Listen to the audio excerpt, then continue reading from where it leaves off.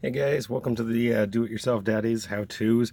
I'm going to teach you how to do a tie rod, an inner tie rod and an outer tie rod on a Subaru. This will consist of any Subaru out there, from 90s basically all the way up to 2017. So let's get started. So just to make this easier, I kind of disassembled it all already.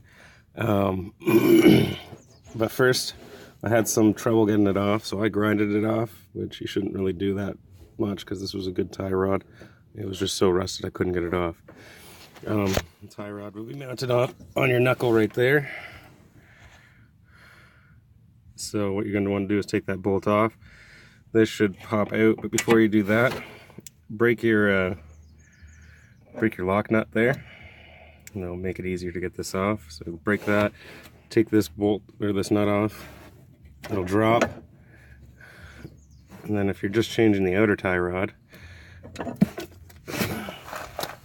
take that, throw it aside, and then to get the inner tie rod off, you're going to need this tool. It's a tie rod tool. You can pick this up at Princess Auto, or in the States I think it's called Freight Line.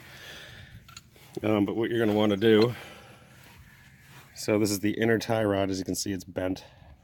Sorry about my camera skills today. I don't know where my tripod is. So this protective cover will have to be pulled back.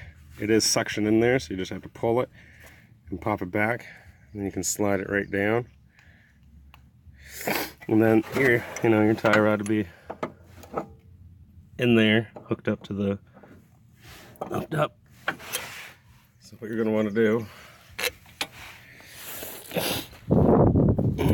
you take your tie rod tool, basically, you're going to put it on there, put a ratchet on, and just break it, because after you break it, you can easily just take the tie rod itself and twist it, and it should come off.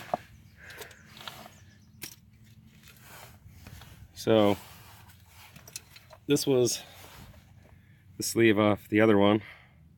And as you can see, it's not doing too much good to anybody right now with that big hole in it. So this is the tie rod that I got. It's not new, but it still works great. What you're going to want to do, usually if you get new ones, grease comes with this. You want to put some grease into that little area right there. That grease just helps it keep it lubricated, so it can move constantly and freely. You want to try to keep dirt out of there. I can hear some dirt in there. It's kind of bad, but so there's that.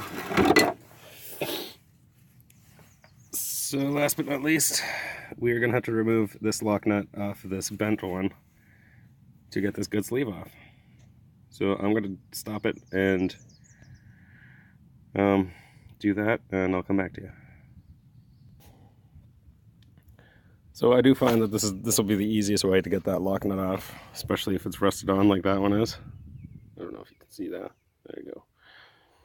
That's pretty rusted on there. Just two adjustable wrenches, both going opposite ways. Just give them a good crank. It should pop off. So this is everything that I need to do that inner tie rod. So you take your inner tie rod,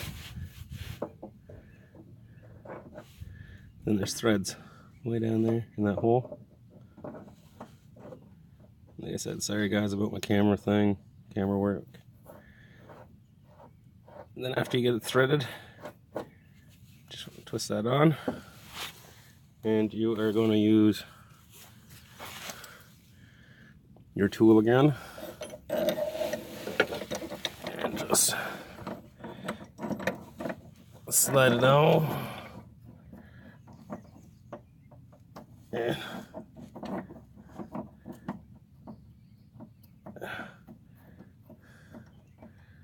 And I'll come back to it. So as you can see, got my tie rod tool on there, and I just got a ratchet with an extension on it. Make sure it's bending the right way. And then basically to get it on,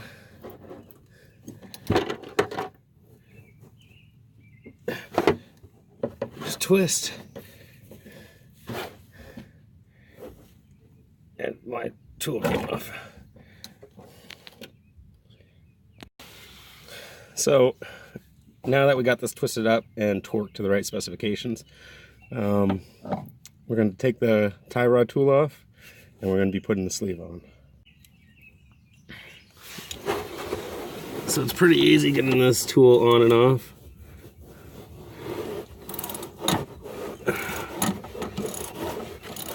You loosen up one side, and both of them will become loose.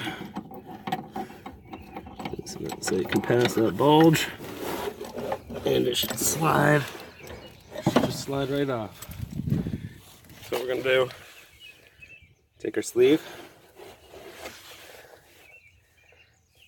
and put that sleeve right on there. Should go up back. And then what you're gonna want to do,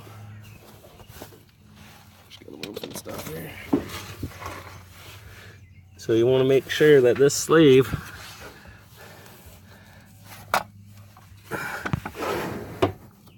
sits back on top of the steering system, rack and pin, whatever.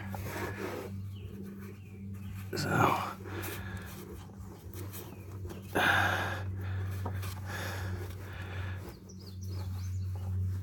what you can do as well, see, I just don't have any power to go into the car, is, here we go, and it's on.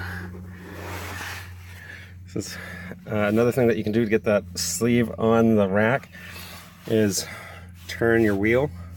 If you turn your wheel in, that would just pop right back on, and you won't have any issues putting it on. Number two, this clip, which I'm losing.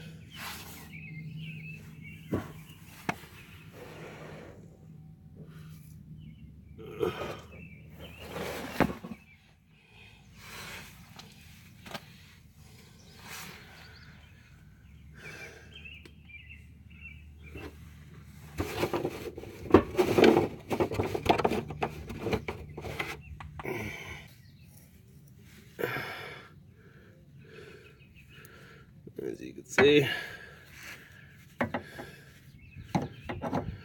slide it right on there, unclip,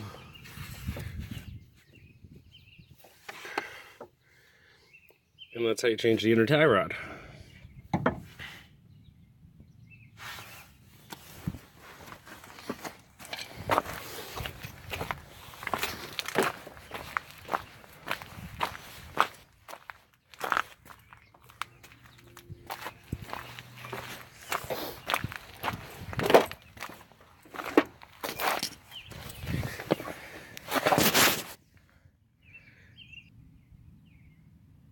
And here is our newer, not so new, barely used tie rod, outer tie rod. So what we're going to want to do with this is we're going to grab our nut. Oh, just kind of fell in this body. And I'll take it, and you just want to screw it back on. I know for a fact that this car is going to have to get in alignment after. Anytime you do anything like this, the easiest way, if you don't want to really do an alignment right away, is usually just say this will be, you're still on, just say it's the original. You'll take a white marker and you put a mark on the inner tie rod on where it is. Either that, or you can always screw it up a little bit more from where it was and then put it at the bottom of the outer tie rod. Your choice, doesn't really make a difference. So after you got that lock nut on, all you have to do is take your outer tie rod,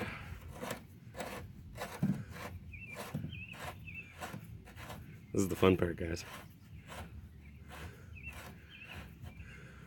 Screw that back on.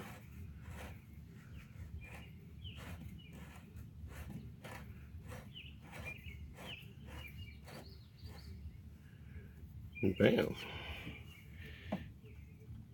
Take the nut off your tie rod, outer tie rod. You put it in your knuckle.